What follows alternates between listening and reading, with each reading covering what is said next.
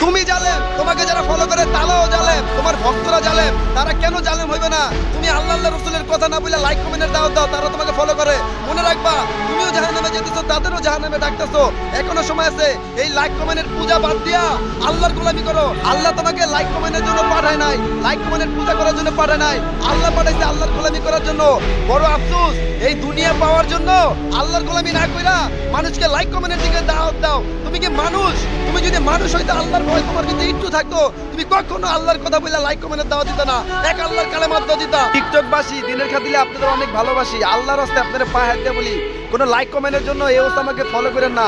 আমি এক আল্লাহর গোলাম, নবীর উম্মত, আমি বিনার সাথে কালেমার দাওয়াত দিই, আপনারা বিনার সাথে কালেমার দাওয়াত দিবেন, এর জন্য আপনাদের ভালোবাসি। আরে যে শুধু মানুষ খুন করে সে জালেম না, যে ব্যক্তি আল্লাহর ঘর মসজিদে দেয় লাইক কমেন্ট খুঁজে সেও জালেম। আরে তুমি কেমন আল্লাহ আল্লাহ মার দুধের কসম খেয়ে লাইক কমেন্ট খুঁজে সেও জালেম, ওই ব্যক্তিও জালেম। যে ব্যক্তি কবরের সামনে যায় লাইক কমেন্ট খুঁজে, তোমরা যদি আল্লাহ আল্লাহ হইতা, এগুলার দোয়াই দিয়ে আল্লাহমুখী দাওয়াত দিতা, তোমরা কখনো আল্লাহমুখী না। মসজিদ থেকে আয়োজন হওয়ার পরও যে আল্লাহর ঘর মসজিদে আসে না সেও জালেম, ওই বস্তির মানুষগুলোও জালেম।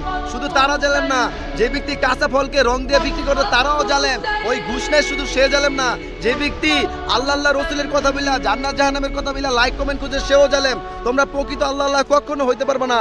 এই মাকলুকী দাওয়াত নিয়ে আল্লাহমুখী দাওয়াত দাও। এই মাকলুক কিছু থেকে কিছু করতে পারে না আল্লাহ ছাড়া, আল্লাহ সব করতে পারে মাকলুক ছাড়া। তোমরা দুনিয়ামুখী, এখনো সময় আছে, নফসের জিন্দেগি বাদ দিয়া রফসের জিন্দেগি করো।